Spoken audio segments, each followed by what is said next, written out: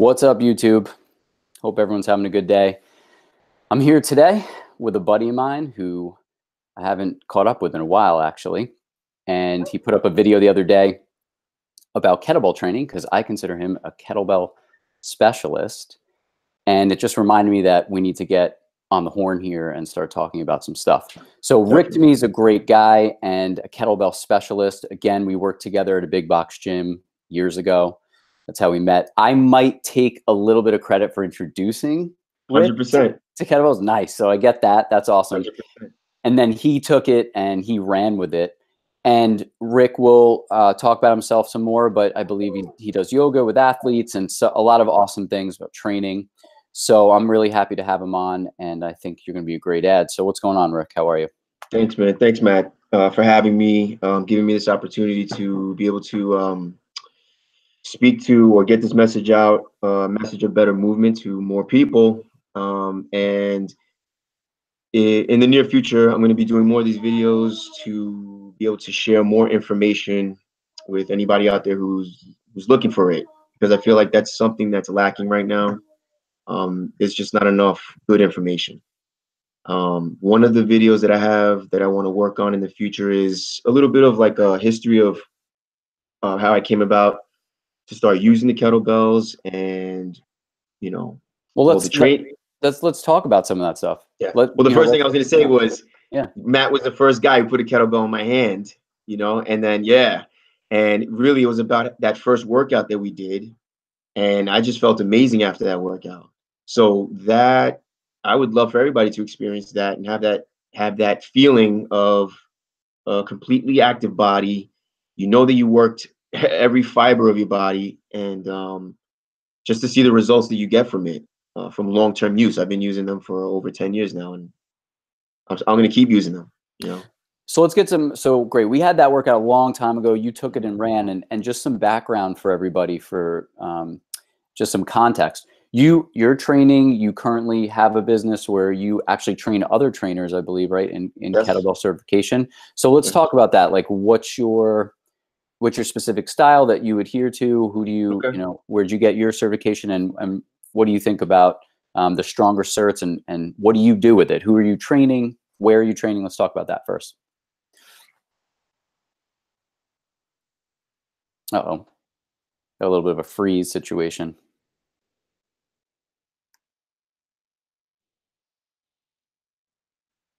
Hey, are you there? Back? Yeah. We froze for a second. Yeah, it's gonna happen. We're in the year 2019, but we're not in like 2035 yet, so Wi-Fi still is not perfect. Yeah. Exactly. All right. So, and again, like I hope to be able to maybe inspire some other fitness professionals out there to kind of take a little bit of the path that I took, which was a path of seeking knowledge and training, and finding out who are the best people in the field, and then not letting anything get in my way. The first instructor that I worked with, his name is Jason C. Brown, and I believe that over the years he has he runs the certification for Equinox gyms. So I think he still does it. I know he did it for a number of years, but when I trained with him, so this guy was in Philly. I sent him an email back then. Social media wasn't where it's at right now.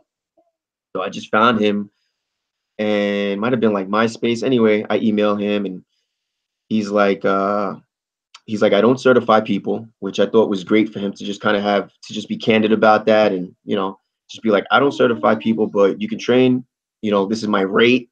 And if you want, and I'm like, it was his rate was up there for the day to kind of have access to him and do that training. But, I had 2 young kids at the time.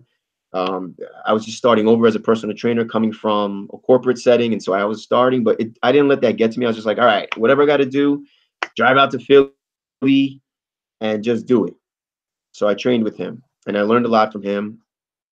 And then, his advice to me was, look, go get certified under where he got certified, which at that time was RKC, which is Russian Kettlebell Challenge. And that was pretty much the gold standard at the time. They're still around today, I believe. They kind of of split off, and so now you have RKC and you have Strong First, Giria, which is SFG is what they're known as. So a lot of similar type of training, but that was like at first that was my first exposure to kettlebell training. Okay. So what I want to interrupt and actually say some great things here is that number one, you mentioned MySpace, which is if people are listening, the people you want to learn from, like you want to hear them tell you that they connected with specialists over MySpace. That's how long we've been doing this stuff. Because now it's easy to go on Facebook or Instagram and watch videos and then think, oh God, like I'm a trainer now, or I could do this stuff. And it's that simple. And back then it was like you had to seek people out. Like you said, it was very expensive and you did it anyway. And that stuff matters because it shows the commitment to it. Yep. So now you get you see Jason, you work through all that stuff, and then you get those certifications. Also, if you guys are hearing anything, Rick has a baby, young baby, so he's also a dad. Congratulate him on that. Thanks, man. So you get that certification and you start running with kettlebells, and then I believe you and your brother maybe have opened up a space, and then your brother moved on to do some other things. Yep. And then we had other conversations where you actually started doing yoga as well, correct? Yes, I'm a yoga teacher, 200-hour certification with yoga as well. Yeah. Awesome. So why do you love the kettlebell workout? What is it about the kettlebell workout that, let's say, you feel is better than picking up a dumbbell or a barbell in general? Why do you like it better? So, and this is something that, going back conversations with other trainers and really what it comes down to, it's very simply put, it's the design of it. So the fact that it's a dense sphere, because that is it. It's the makeup of it and it's the design of it. And unfortunately, that's what a lot of people overlook. For example, you have medicine balls that are attached, have a handle on it now, like you can wing that thing around. You have other variations. But if you're overlooking the density of it, then that's really what makes it highly effective. So the fact that it's dense and the fact that it's a sphere means that the moment you pick this thing up, inertia is acting on it, gravity's acting on it. Like this thing is being drawn down to the earth the moment you pick it up. And it's challenging your body in every direction, really, depending on where you're holding it. It's intensifying every movement that you do. So that's why it's the most effective piece of equipment. And unfortunately, that I can't emphasize it enough. And okay, so I give you an example. If I see a trainer with a client or a person teaching a class, and the kettlebells are just being kind of like, people like being use sloppy, like a dumbbell, basically. Or right, if somebody's picking it up, doing a front raise the same way they would do with a dumbbell, or they're doing upright rows the way they would do with a barbell or a dumbbell, that tells me right there that, all right, damn, this person doesn't understand that the fact that it's dense, that density is what's acting on the joints, right? It's creating force on the joints, depending on how we're holding it. It's putting force on the spine. It's putting force on every muscle fiber in your body. It's the density of it. And the fact that it's a sphere, when you start moving it, for example, in a swing, it's a wrecking ball. It's just picking up force, with every movement. So no other piece of equipment does that. A barbell is evenly weighted on both sides. A dumbbell is evenly weighted on both sides. Medicine balls are not dense. Sandbags are dense, but they're not round. It's not a sphere. So those pieces of equipment act very differently than the kettlebell. I don't know if I answered your question, but I went off. No, I mean, do you stand by the fact, or in your personal belief, that the kettlebell is the best training tool? And you could say yes, you could say no. This isn't like I'm just curious. Yeah. And no, 100%. Put it this way, it's up there. I would say for me, my personal choice, kettlebells, club bells, Bulgarian bags, for me are the best. Why? And I'll come back to it. But if I had to choose one, I'm just on an island. I just need to choose one thing, kettlebell. And so, okay, so we talked about the intensity that it puts on the body. That's number one. Just like if if a person is with a personal trainer, the personal trainer is there to overlook your movement and what you're doing and correct you. The kettlebells that you have the best movement and that you have awareness of your own movement and positioning at all times, right? If you have the awareness of what you have in your hands, that kettlebell is going to make sure that it demands your best movement and positioning at all times. Because if you don't, you're going to feel it. And then if I'm going to put the kettlebell, club bells, and Bulgarian bags, I could add sandbags in there, but the Bulgarian bag I love. I'll put them together in a category of one of my coaches, Coach Sonnen. He labels this as, and I'm sure other instructors out there would call this folk movements, FOLK, folk movements, movements that mimic everyday activities that we've lost over time because of industrialization and technology. Not too many people are out there anymore, like hammering away every day with a sledgehammer, or maybe boulders, or farming. We're not chopping our own wood anymore. We're not chopping our own wood, exactly. So, we've lost that industry, that self-industry. We've lost that element in our movements. And so these types of tools, especially the kettlebell, brings us back to that. It forces you to, it helps us get back to that. So now, so I will say, like, I'm guilty to a degree where even in my DBX3 functional fat loss program, my 12-week program, I say to people, like, if you are limited in space, don't get a bunch of dumbbells, don't get, a barbell and a bunch of weights. Get yourself a kettlebell. And I give people an alternative. I say, like, well, okay, I want you to do back squats and front squats with a barbell, but if you just have a kettlebell, you can do goblet squats and things like that. Even lay on the ground and do a press, right? As long as you're, like the beginning of a Turkish getup. Yep. So are you on board with with using the kettlebell to do just basic movements? Like, even if someone can't do a swing, let's say, but like maybe using the kettlebell because it's basically easy to store and you can do presses from the ground or shoulder presses above. How do you feel about it? 100%. As long as it's being handled correctly in your immediate area. And then as long as, let's say, when it comes to presses, as long as there's the awareness of joint alignment. So this brings me to another, mistake that's happening right now. And like, I'm not surprised anymore, but over the past 10 years, 5 years, mostly with, it's been more highlighted, like in a high-end clubs, let's say, for example, they got like a reel, a little like video clip of, their strongest guy in the gym is using the kettlebell and the guy's like this. So again, this is telling me, when I see this, other people don't see this, but I see this. I'm like, all right, this person, this company doesn't realize that this holding a kettlebell like this can be harmful to your shoulder, elbow, and your wrist.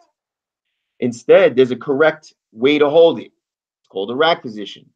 Elbow and wrist are joined up, are aligned at all times. I mean, that's just basic, but this is something it's being overlooked. People just don't pay attention to it. Now, if I'm holding it incorrectly to do, let's say, something that's more static as a press, if I'm doing it incorrectly there, then once I start squatting with it, it's more force, more torque, torque on my shoulder, on my spine, on my, so I have, I have a huge message to share, and I'm always looking forward to every opportunity to share that with people. Yeah, I think it's great that you're going to get into make more videos. I agree. My biggest pet peeve with kettlebells, watching people train with them, is allowing their wrists to kind of flop over and not having that straight alignment. This even happens with barbells, with pressing, because people want to do bench press with their arm back instead of basically grabbing nice and tight. For those of you listening on the podcast, eventually we are live on YouTube right now too. So we're showing our movements, but basically what you want to have is a straight line between your fingertips, and then if you are grabbing something, your knuckles and your elbow right through the wrist. And what Rick and I are talking about is that when you grab a kettlebell and you just hold it by your side or by your shoulder, most people let your wrist hang back instead of pulling it into what's called the rack position. Yeah. So I think it's great that you're going to make more videos, and we'll try and send some links out. But what was another thing I'll add is that as practitioners, it's tough for us. And it was hard for me to get my podcast started, because when you're training, there could be a day where you have 10 sessions or 8 sessions. The last thing you want to do then is make videos. So it's hard to be both a practitioner who's very busy and then someone who is making content. It really, or if you're changing diapers and feeding bottles, you know, that sounds even harder to me. And I haven't even gotten there yet. And yeah, so I figured I'll start it now. Yep. But I think it's great. Was there a specific catalyst for you the other day to go on and make that video, and to like really like something push you over the edge? Like, all right, I have to do this now. Yeah, you know, just from it's been inside me for a long time, and I think that in the past, like I'm not good at I don't believe in like ranting, and it's just that's not where my energy is at. Also, like you just said, I've always put all of my energy into my my interaction with my clients or with my groups. So a lot of my energy went there. And you know, for anybody who's ever trained with me or has been in like the small group trainings, it's like I'm very repetitive with my cueing, just very repetitive. Bells line up with the arches of your feet, keep good joint alignment, breathing, you know, all these things. And so once I'm done with that and I'm with my family, and I think just many years went by, and then with my daughter, she's 14 years old now, my youngest one. In the last year, I spent a lot of time raising her. So I spent a lot of time less active. And I think like it was just building up, like, you know, like all these things that, you know, I really want to get this message out. And it just kept going, going, going. And, you know, once she turned a year old, then I felt like, all right, in terms of like her coverage and all that, like we kind of smoothed things out and I had a little more time on my hands. So I kind of just like, all right, now's the time, go for it, you know? Let's do it. So let's do it. And in the past, people have seen that I've made videos where it's like demoing an exercise or my technique, something like that. But I felt like, you know what? Let me bring it back. And since instead of getting frustrated with the fact that I don't see a lot of correct technique out there, let's just take it back day one and let's just start from the bottom. You know, hi, my name is Rick. This is what I do. This is what my message is. And in that way, I would like to, and I will also like, you know, more than people just liking the video or more than just trying to attract followers, more than that, I would like to have some interaction with people because social media allows us to. So I'm really waiting for these people to come out. Also, instructors, professionals that I've certified in the past, they kind of get lost in the mix. They get busy, but you know, I would like for them to reach out and say, hey, Rick, you know, I haven't done XYZ in a while. I'd like to brush up on my technique. Can we get together? Can you come back in? 1000% yes. I'm never going to say no to that. So, right. You know. So, and these two things might be a little bit overlapping, but I want to ask you, what would you say? And again, people can't necessarily see you on the podcast. People who are watching can, but what are best practices for the kettlebell? Can you explain maybe your top 5, top 3? Maybe there's only 2. I don't know. Maybe there's 10. What are your best practices? There's definitely a lot, but I'll say top 5. So pick it up the right way. Always pick it up the right way, right? Bells lined up with the arches of your feet. You're right, standing right on top of that dense object. Pick it up the right way. And I always tell my people, I'm like, that was your first squat. we're training here. Like pick it up the right way. Even if you're taking it out of your closet, you already put your gear on, you got your headphones, whatever, you're ready to go. So when you pick it up the first time, that's your first rep. That's number 1. The next thing would be progression. Like keep, you know, and again, like if they need help with that, they can contact you, they contact me. There's people usually have somebody they can talk to about this, and they should reach out. You know, what does he mean by progression? Start with the basics, start with the fundamentals, and then work your way up. Take your time, give your body time to acclimate to something like the kettlebell. because of the design of it, the way it's going to act on your body is going to be very intense. So I'll use this as an example with the kettlebell swing. Start off with a low swing. The distance, the range of motion is low. So the intensity is going to be low, but you can work on great technique. When you feel that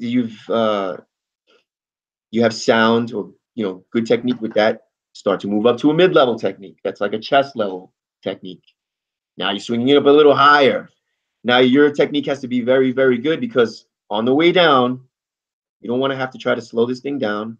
But when you hinge in your hips, your hamstrings will take that force and then return it.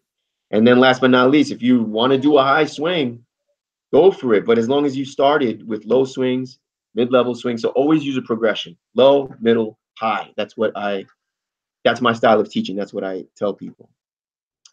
Before you go into overhead, I don't know where I'm at. 1, 2, I'm on to like point number 3.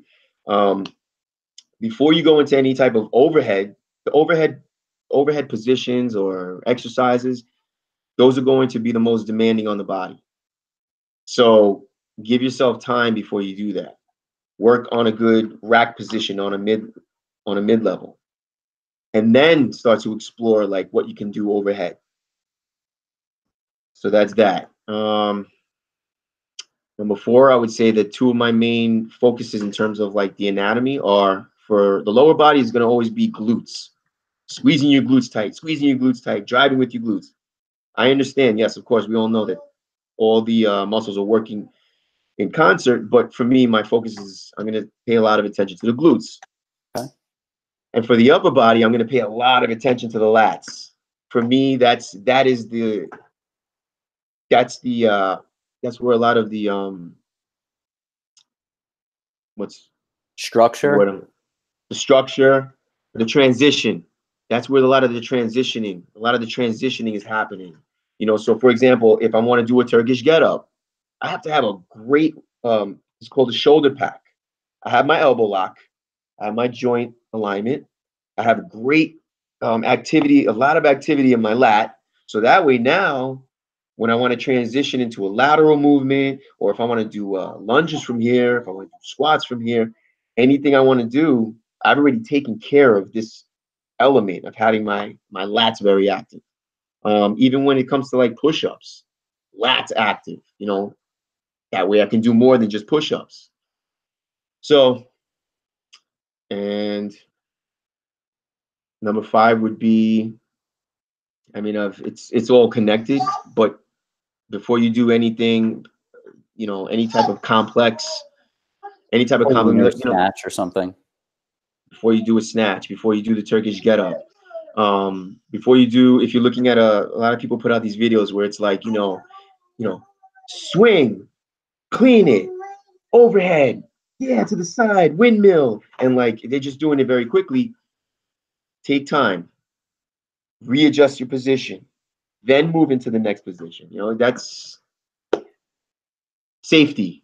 Safety is my overall concern with a lot of it. So yeah, I like that a lot. The way you went through thinking about anatomy, thinking about the lats. People don't think about the lats a lot, even when they're pushing, because of the right.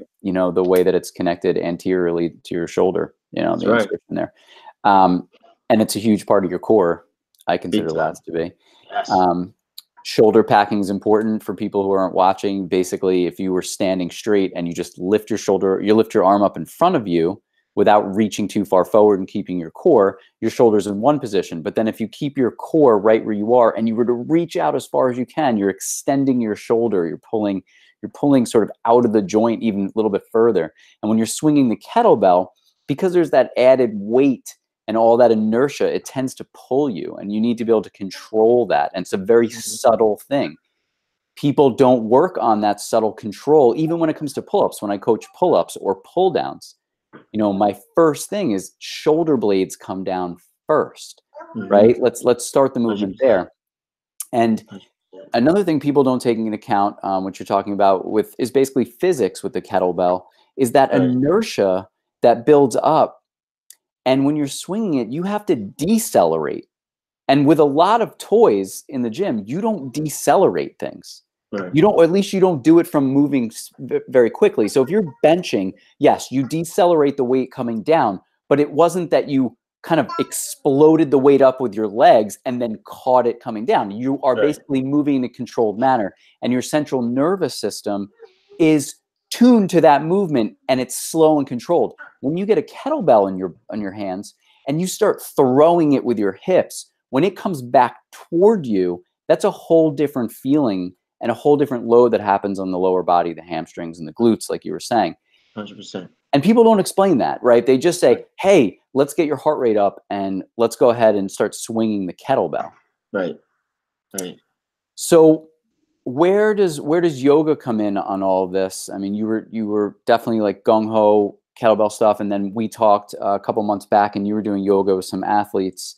Do you ever combine the two things? Yeah, How does that work?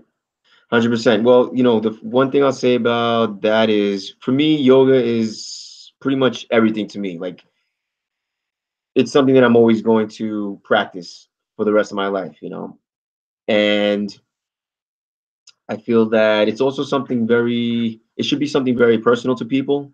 It's right up there with spirituality, awareness of your own self, movement. Moving is like, we can feel that right away. But what happens in terms of our breathing, in terms of, like you mentioned, central nervous system, all these things, um, I feel like the yoga science is perfect for that. I mean, it's proven. It's a proven science. What I usually, and I tell this to everybody, my clients, my classes, the last thing the world needs right now is another yoga class. I firmly believe that. But right, you got everything. You got, like, wine yoga and kitty cat yoga and bro yoga. It's too much. Yeah, now that it's been turned into a workout, which I think is not the best, but whatever people prefer. But I do teach elements. So usually the way I structure my training and my classes, small group training, when I do that, is joint mobility will be first. The kettlebell training will be like the meat of it, and then we'll finish off with a practice. Sometimes it'll be a 10-minute practice, sometimes it'll be a 5-minute practice. Even when it's a 5-minute practice, I like to show people, I'm going to prove to you right now that what makes it a practice is paying attention to details. That's it. So even if I was going to bend down and touch my toes, that's the vocabulary that I grew up with in physical education in school, and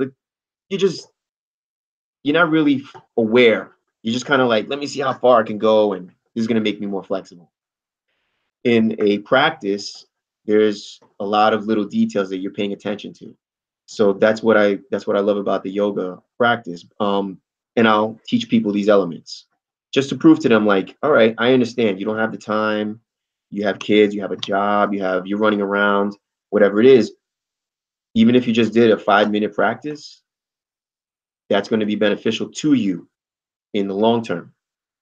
And I feel that it's better to do it that way, to show elements little by little, because if not, then people maybe just won't do it. There's a lot of people out there who's like, nah, yoga's not for me, all that breathing, and I need to move. So they're not seeing that it's also there's a therapeutic side to it. And just like the way the yoga practice should have an active element and a passive element, our training should have the same. So if I'm out there doing, I'm going on a long run, or I'm doing my weight training that day, training with the kettlebell, taking a CrossFit class, doing a spin class afterwards, even if it's not immediately afterwards, at some point soon, I should balance all that activity with Cool down, like that. yin and yang type of That's it. thought process. 100%. That should be there. So I still practice myself. And I teach as many people as I can. There's always an element of a yoga practice that's part of my training. So Yeah, I mean, I like that. I've always been so adamant about the warm up and then the really solid workout. And since I've been doing my Wim Hof stuff, I've really used that as the cool down. yeah, which it can be used to start your workout as well. I've done both, but I think the cool down is very important as well. I agree with that. That's 100%. something that I've added more in my training and making clients do, basically. 100%. You know, so, and the thing is, like I said, in terms of like having the elements or having these techniques, like knowing where, you know, for example, I'm going to do arms overhead position, you know, contract your quads, feet it together, contract your quads, squeeze the glutes tight, palms to touch, shoulder pack, let the head hang heavy, focus into your inhale since it's an open movement. You know, going down that list is going to be more beneficial than the person who's going to they do 10 stretches in 5 minutes. They're like, put their arms up, they bend down, they did this, they did, you know, to me, it's not as effective as it should be. Right. It's more connected. It's more intentional Mm-hmm. when you start to explain it that way, and Exactly. you make people think about each portion of the movement segmentally, and then once you finalize it, it's like you bring it together as a whole, and you see sort of the whole thing, why it works well together. 100%. Is there an element sometimes for yourself that you think about maybe being too strict about how you approach things? Because I'm just saying, from my own personal observations, I see there's a movement culture that's happening where people are very into like very free movements. And you have guys like Portali do, like who I'm sure you know, and maybe some Yep. people do. And he's amazing, like works with fighters, and he always comes up with these interesting ways to just like flow Yep. and move his body. They're always, it's seemingly though, they're always safe and they're always smart. When I watch, I've never been to any of his events, but when I see Let's it, I go. get it. Yeah, we should. But then I see other people who are doing movement stuff, like, you know, again, social media, and they're very free with their movement, but there's questionable loading. Like, Yeah. why would you? I'll give, just because to keep it on topic, we'll talk kettlebells. Whenever I see a trainer do a windmill with a kettlebell, I cringe. That's right. Because I almost feel, and I feel like it's irresponsible for people to show that movement. Because if I there was agree. one movement I feel like that you are going to wreck yourself with, it's not the Turkish get up, because you won't even get up before that. It's trying to windmill with a heavy kettlebell. That's right. And even if you can do it, it's too many times. There's too much torque. It's such a subtly like hard movement, and people do it. But then I think to myself, Matt, you're being a dick. Like, just let people experience the movement. Right. So I had this wrestling match in my head about it. How do you feel about that? I agree with you 100%. You know, so coming back to, so if a person says to me, and this has happened, people said to me like, "Oh, when are you going to do that advanced class?" I've already seen these people trying to hold a kettlebell overhead. They don't have good shoulder pack. They don't have good elbow lock.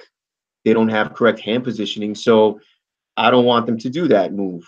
You know, I'll just redirect them and say, all right, well, you know, and sometimes I'll say this, I'm not being facetious about it. I'll say, go do 1,000 squats, go do at least 1,000 swings and 1,000 cleans, because in the cleaning technique, you're going to work on your swing, you're going to work on your timing, you're going to work on that good joint alignment, then work on your presses, at least 1,000 reps, both sides.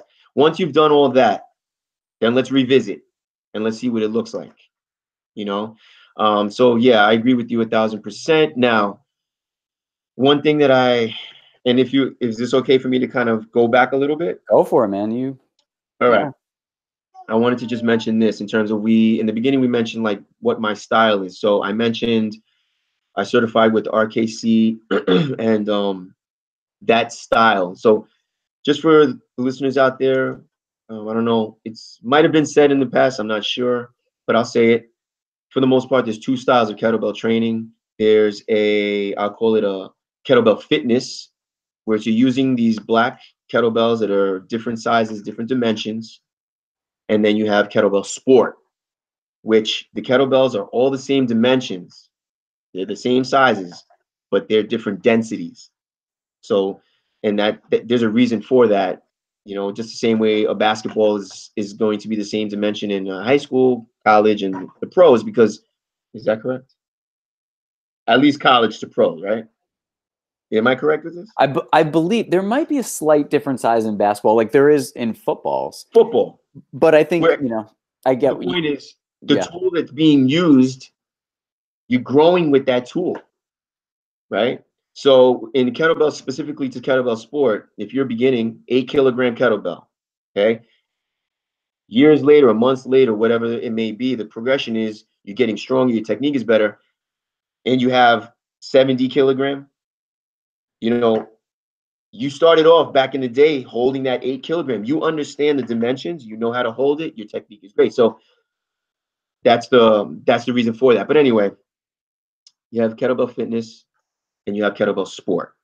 So in my first exposure to my first certifications were kettlebell fitness.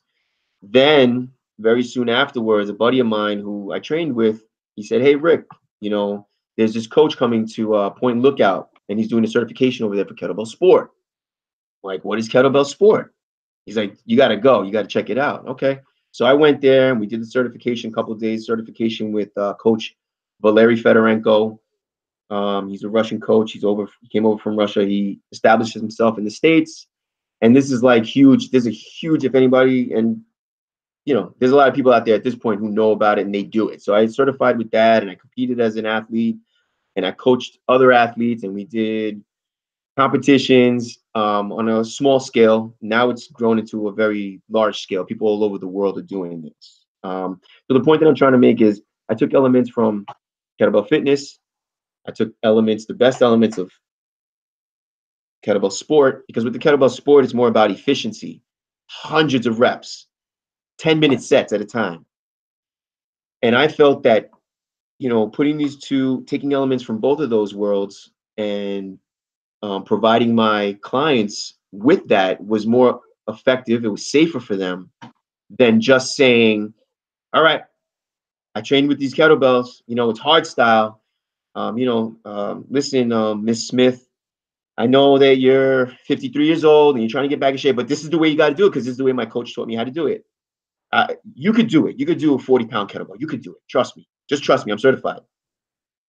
That's not really the case. You gotta make it. I've done my best to make it and have been successful making it accessible to anybody to begin with it. And then if people do want to progress, heavier kettlebells, more advanced techniques, fine. On the kettlebell sports side, I don't do that as much anymore.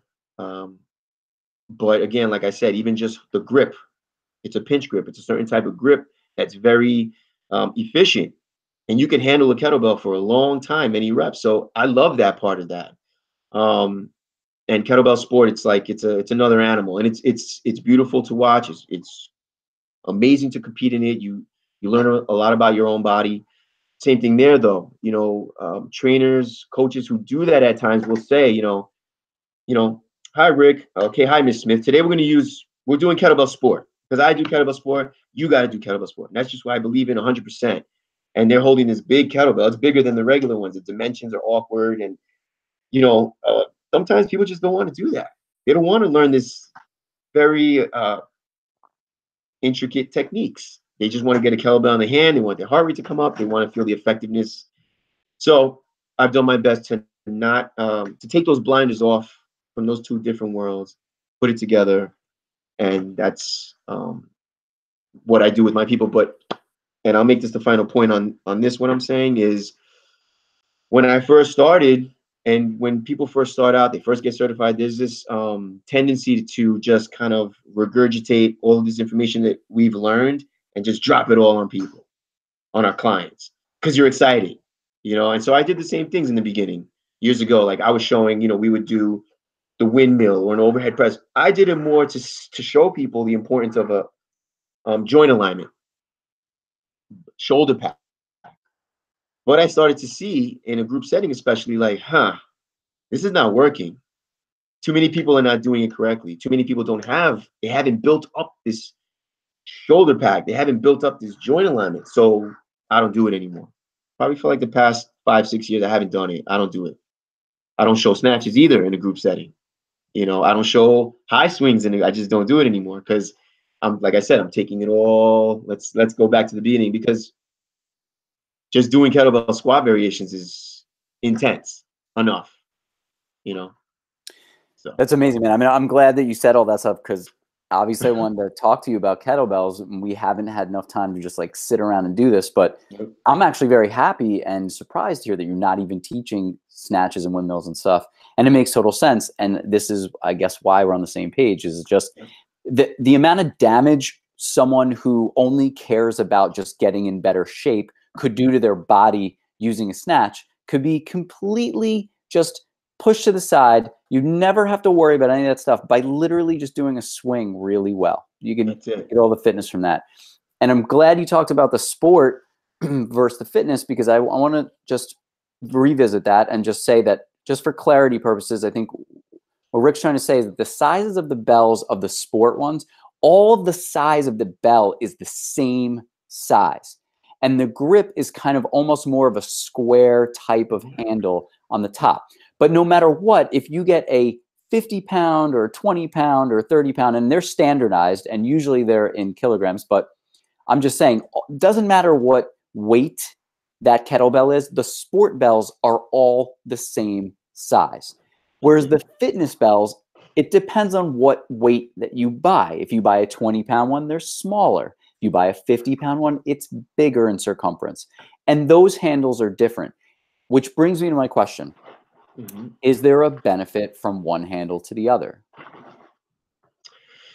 It depends on what you're doing. It depends on what you're doing. Well, But let me wait. Well, let me just say, like, for someone who could only afford to buy one, right, which one are you telling them to buy? I would tell them to buy the fitness kettlebell, the black one. Okay, so Because the sport bell, if they're not interested in learning any of that kettlebell sport technique, it's going to just end up being cumbersome to them. It's going to be tough for them to like get used to holding this thing. like fit You it know, in the rack and whatever. that's Okay. right. That's right. It's gonna, it's unnecessary unless they want to pursue that. Then it's unnecessary. Just go for, your basic fitness kettlebell. You know. Like couldn't so okay, so now let's talk about handle shape though. Does the handle shape inhibit in any way? Does it really matter? Because I mean, I find that like the handle shape of the sport bell I actually really like. It's hard to maybe hold to do like let's say a goblet squat, but then you could just hold the bell really. So Yeah. does it does it matter to you? Do you feel like in any way it could be better? If you get a kettlebell, that some of these kettlebells that are out there don't have like a great mold when they were made. A lot of these less expensive ones. So like if you have a kettlebell that has a really thick handle, it could be tougher to swing with it. It could be tough on your if you don't have a good pinch grip, it could be tough on your calluses. Um,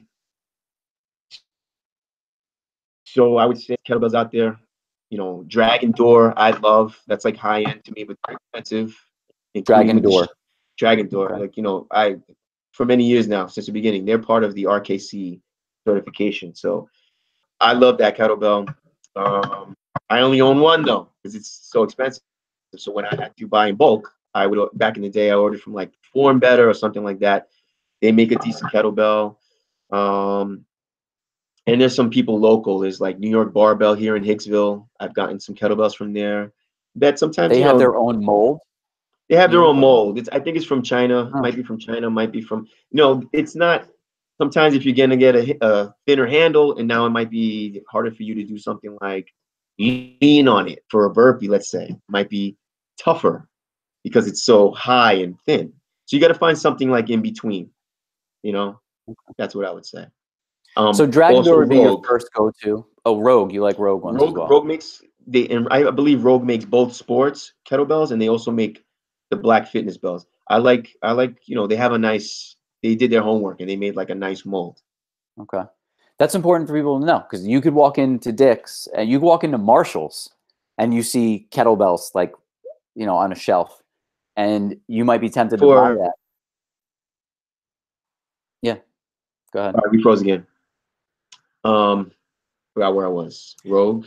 Well, I was saying that you could walk into Marshall's and buy a kettlebell, and people will look at it and not know the difference, or like, Right. should I spend the extra $20 and not buy it here and spend it on Rogue or whatever? And the answer is yes, you should, right? You should, except for, I would say, unless you're like a collector or like enthusiast, like I am, like the ones with like they have these ones that are like with a gorilla. It's like a Yeah, I've small seen grip. those. Yeah. You got to be careful with that because if you, let's say, clean it on the wrong side, you got all that slamming into your arm, so you don't want that. Yeah. Yeah. The problem with also, and I'll tell you a quick story, is with, let's say, these color-coded kettlebells, the same thing. Pick the thing up. You have to understand from somewhere, from somebody helped you to know that having a correct rack position, you have to have enough room in there so the kettlebell's not, it's going to lean on your forearm, but you don't want it leaning like right on your wrist joint. So sometimes when those handles are like short, that's the problem with that. So back in the day, there was this gym, they wanted to start a kettlebell class, and they went out and they ordered, I don't even know, like 30 pieces of these color-coded kettlebells. But unfortunately, the handles were very close to the actual bell. So it was like painful to try to clean that. Sorry. Right. Then when I went ahead and taught the class, I just left cleans out of the training. So, Smart move. something to consider. Pick it up, make sure that it fits you well, I guess. Yeah. So where do you think training is going in general? There's always trends, right? Um, I've yet to see, for example, like let's say club bells. I'm seeing those more around Yep. standard big box gyms, and I didn't. So I feel like they're sneaking their way in. Kettlebells, of course, like we said, I learned from someone in the city and then brought it out to the island when we were at the big box gym, showed you. And to me, I feel like they've been around now. So not that they're dying because people still use them, but it's not like the cool trend thing to do anymore. Right. So what do you think, where do you think trends are headed? And this could be anything. You could tell me that it's like, group fitness doing something, whatever. I don't know. But where do you see trends headed? Where do you think things are I think it's a bad trend, man. I think that unfortunately, I think that too many people have gotten away from. I think that what's really lacking is awareness of your own movement. That's the first part of it, because for the most part, our society is like sedentary. So a lot of that, like we mentioned before, just that natural movement has been lost. All right, fine. Yoga's been turned out into a workout. Peloton is now on the scene with a lot of this interactive online classes. So sure, it's good to be on a treadmill. It's good to be on a bike if you're not going to do anything else. But for me, you can't compare being on a stationary bike to being outside on a bike. Get outside on a bike. Go outside for a run if you can. That seems to be the trend though now. Everything is like an online thing. People are using apps in the gym. They'll prop their phone down and they're like, okay, I'll do. It's okay. And that's what, going back to what you said before, like, why did it take me so long to do this? Because really being on camera, I don't love it because I don't get to see who I'm training and I don't get to like in real time help them, So, all right, I'm getting with the times though, because I see that's what the trend is. The trend is like online, this type of interface. Another thing that's happening is I see a lot of these group fitness classes where everybody's in there, everybody's just moving around, doing like not doing much, like they're just moving, or you know, I don't love it. I don't love it. Is it better than sitting on the couch? Yes, but I think at this point in time, like, all right, I mean, we have all the technology. Like, come on, like, you know, I can't make somebody want to move better, their own version of moving better. But I hope that, you and I, professionals that are out there who want to send this message, you can move better. You might not move like me, you might not move like my top student, but everybody has like encoded in them their best version of like how they can move. And if they could focus on that, or losing the weight and getting stronger and looking, all that, I feel like it comes with it. But you know, on just back to the sport thing, you reminded me of thinking about programming. with kettlebell. Now, these guys are, so for the sport kettlebell, just so everyone's clear, the challenge sometimes is as many reps as you can do in a certain amount of time. So they're doing snatches or whatever. How are these guys training for this? Like my thought process is that that's central nervous system burnout immediately, but maybe they're just total freaks of nature and they can just train like that every day. You know, powerlifting is very much like train hard Monday, Wednesday, Friday. We do all the big lifts. Tuesday, Thursday is like a rest day, maybe some conditioning, but we're not really lifting heavy, and we're building up intensity as we get to competition. And then bodybuilders do splits. You know, I'm going to do chest today. I'm going to do back tomorrow. Today's a leg day. What can you speak to kettlebell training in the sense of, first of all, the sport guys, like and girls, how are they training for that intensity? Are they training a little bit every day? They doing it every day? I mean, I could speak to it to a certain extent. I would definitely say, as much as I do know about it, and I know the techniques, but on a limited, though, I could talk about it on a limited level, because they've taken it from when I stopped doing it, which has probably been about 6-7 years now. I haven't done it. I always follow it. I have still colleagues and friends, like, they still compete. There's definitely a science behind it. They're definitely working progressions. They're definitely mixing things up with different movements. You know, some of these guys, there's running there, there's like swimming, there's yoga, there's joint mobility. Yeah, they're definitely responsible about the way they do it. And usually when it's like an everyday or a lot of training, is usually if they're ramping up for a competition.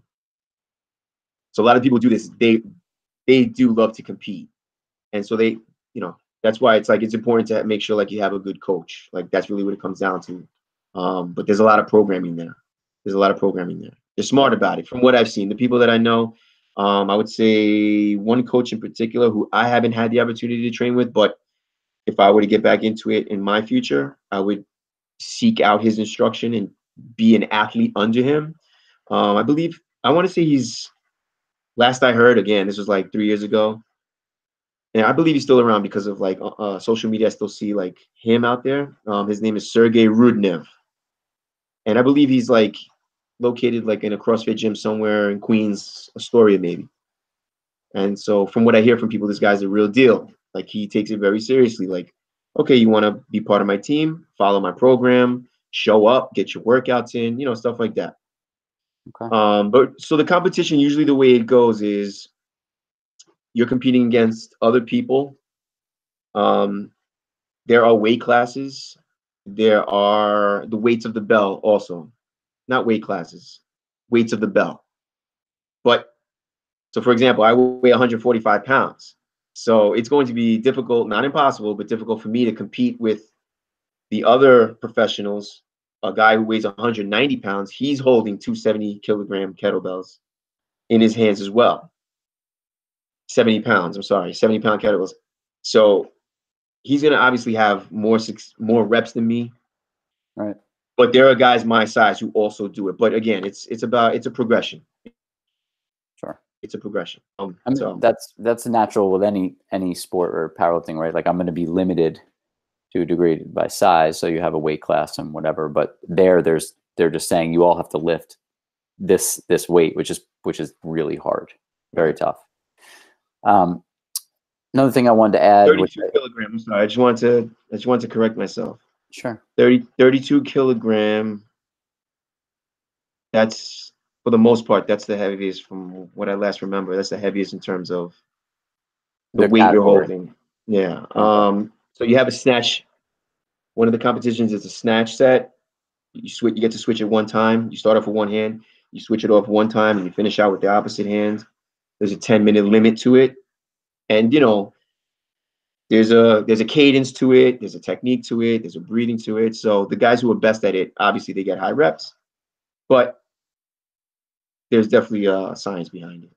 Yeah, I remember we did that. You, me, your brother, you came over. We were doing that a lot. I mean, those were tough workouts. Those were tough sets. Really tough. Yeah. Um, One thing though I wanted to add that I like about kettlebells is that generally speaking, I want to say most people probably overtrain to a degree Yep. when they're people who like to train, because it's like go go go. If you're someone who doesn't like to train, obviously you're not training a lot, so you're not overtraining. And I used to be of the mindset that probably people could train more and it would be fine.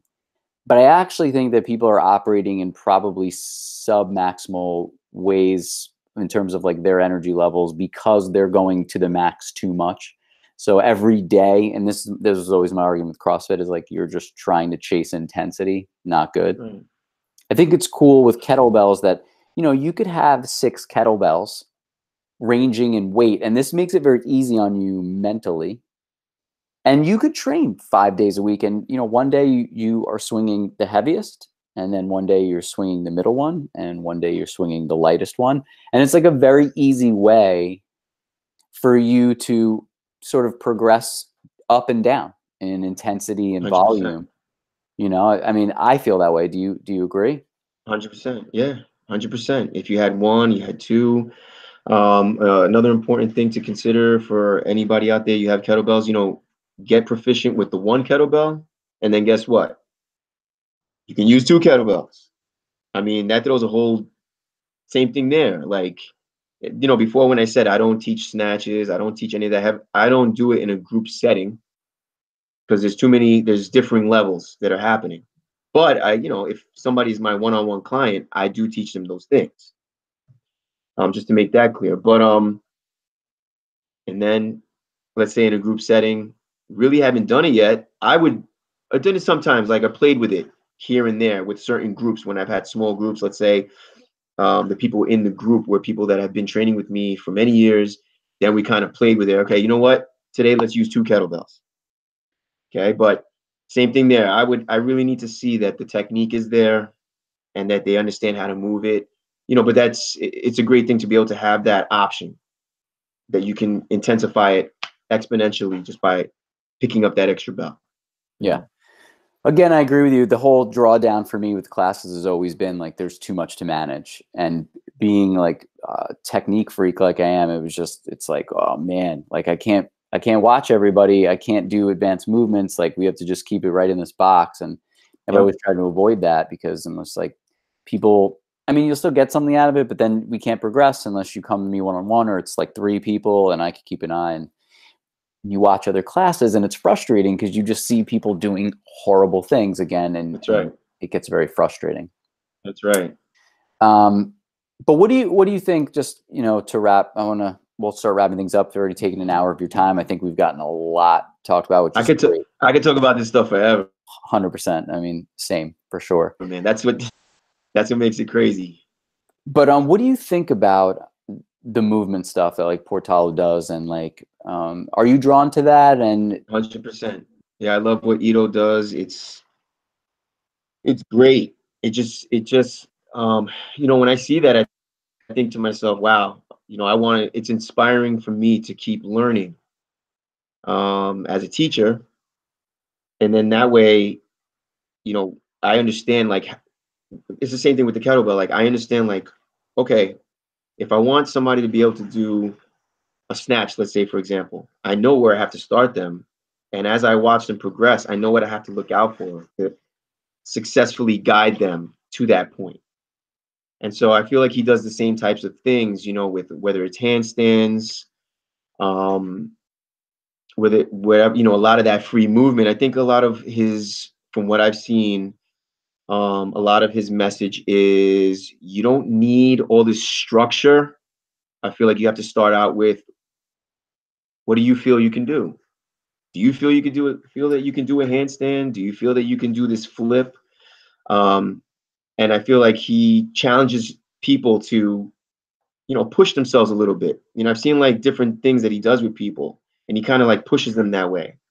For one thing that I do know in terms of him specifically, from what I've seen, is his process is it's intense. Like, he doesn't want to just train anybody. He wants people who are on the level. He actually made a comment about Americans. He's like, I don't really like training Americans.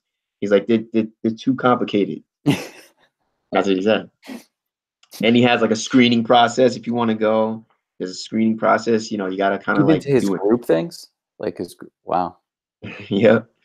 So, hey, like it for me, it's like I said, it's an inspiration, and it kind of gives me like some guidelines, you know. So like, you know, how much am I, you know, what am I willing to ask from my people? You know, how high am I willing to set the bar? You know, like what am I, and you know, for me to say like, you know what, at the very least, I expect you to pick the kettlebell up the right way. I feel like that just has to be like down the line. We're not playing around with that anymore. Let's do that. You know, so that's where I'm at with that. I like it. It's very Sifu sensei All right. thought process, right? Gotta start You with gotta the start from basics. the beginning. So one thing I like to ask everybody at the end of the podcast is, what is your definition of success? Don't stay in a box with it. Doesn't have to be fitness related necessarily. Just if I asked you that question, what is your thought process there? Success is for me is just peace of mind in everything I do, and you know, awareness, to have a an ongoing awareness and clarity in everything that I do, whether it's being a father, definitely in my movement, and 1,000% in the way that I interact with people. You know, because I feel like, you know, it's this interaction of having like peace of mind in our interactions. It's something that's being lost. You know, people. There's a lot of mental health issues out there. There's a lot of, you know, people place a lot of doubt on themselves, and so, you know, for myself, I see, you know, that's what I my definition of success for myself, I would say, would be that clarity, awareness, peace of mind in everything I do. And in terms of just like a a lifelong goal is to be able to help people understand themselves in that way also, you know. um so I mean, that's my inspiration for continuing to grow, is not only for myself, that I can do all these things, it's so that way, like, that's what makes me excited to speak to people and share this message, like, all right, now let's see if you could do it, you know, because I feel that if people can do this, move better, they'll feel better, they'll be inspired to do different things. You know, that's my vision. That's the way I see it. Love it, man. Great answer. So where can people watch more videos that you're going to put up and find out where you're training, just more stuff in general that you're doing? Just let's hear it all. Where are you training? Where can we watch stuff? Where can we see you? I'd say for the most part, it's just on Instagram, because I don't have Facebook anymore. I just use Instagram. So at Rick Carranza, that's all lowercase, RICARRANZA, Z is in zebra. Rick Carranza, at Rick Carranza. That's just mainly it. And you know, I work with some gyms on the South Shore, namely Sports Set is in Rockville Center. I do, you know, if you contact them, they know where I'm at. I do a Monday night class at 7:30 at Sports Set in Rockville Center. It's, you know, you mentioned group fitness classes. So I think this is another like area where I want to, you know, I've done the certification process for personal trainers, but I'd like to delve into and formulate a certification that's for small group training. Because in the group fitness setting, you know, with the music and the boom, boom, and the music, it doesn't go well. But you could still have fun. You're still gonna get a great, you know, workout. But you're gonna learn something. That's like the difference. You're walking away with information and techniques. So that's Sports Set. And then my home base is in Albertson. My gym there is Define Fitness, and that's in Albertson. You know, if you just go to Google it, Define Fitness, you'll see it's in Albertson, right by the train station there. I train my clients there one-on-one. So that's, you know, that's a studio that I've been there for many years now. And that's pretty much it. You know, and if anybody would ever want to reach out, whether they reach out to you, or they reach out to me, or we can get together, workshops. I love doing workshops where, again, you're walking away. It's a group setting, but people are all there because they're like, all right, I want to take notes. You know, I'm going to talk a little bit, but I'm also going to give technique. We're going to be drilling. We're going to try these things out. I wish more personal trainers would come forth and say, like, you know what, maybe, you know, I'm a little bit, you know, reluctant to show more techniques, even if I'm certified. Maybe I'm going to reach out to Rick and see what he can offer me. Trust me, I'm going to give, I'm always giving 1,000%, like whatever it is, whether it's, you know, I spoke to people today at the gym, and every time we have a conversation. I'm also at, I'm doing demo classes at Fitness 19. It's in Malvern. That's another gym that I just recently started a relationship with them there. It's a great gym. And I'm doing 10 a.m. Saturdays for now. I'll be doing more. I'll be looking to offer more as we go along. Awesome. That's pretty much it. Good. So we got, I mean, there's a bunch of places where you can find you. And Yep. of course on Instagram, I see that you do mention all those classes. So anyone that wants to get a hold of Rick, you can always reach out to me if you missed all that stuff. Otherwise, go back, find out his Instagram. And he's a great guy, like I said, as you can see, very knowledgeable. So I would recommend people go and take your classes for sure, man. Thanks, my friend. 100%. But I appreciate your time. You're a busy guy, dad. A little bit. Stuff. I know. 3 daughters. Man, good thing you know how to use a kettlebell. That's right. That's right. Using it to swing those guys away, man. That's right. That's right. No, it's awesome though. I mean, you're a great guy to be a dad, and you're gonna be an awesome father. So that's Thank you, sir. 100%. So thanks for coming on. I appreciate it. Anytime. It's great to have a another forum. You know, if I reach one person who, just like you did with me, and just you put this kettlebell in my hands and it just sparked off a whole journey, you know. So if I could do that for somebody else, that would be mission accomplished. I think that's a great place to end, because that's the whole thing, is that somebody who is fit could learn something new and start a whole new journey in what they already really like to do. But someone who is just getting into fitness can also pick up a kettlebell and start learning something that they never knew existed, and it could change your whole life. It could make you a fitness enthusiast. So you go from 100% on the couch to that. So that's great. Yep. Thanks a lot, man. I really appreciate it. And we'll talk soon. All right, man. Take care. Take care. All right.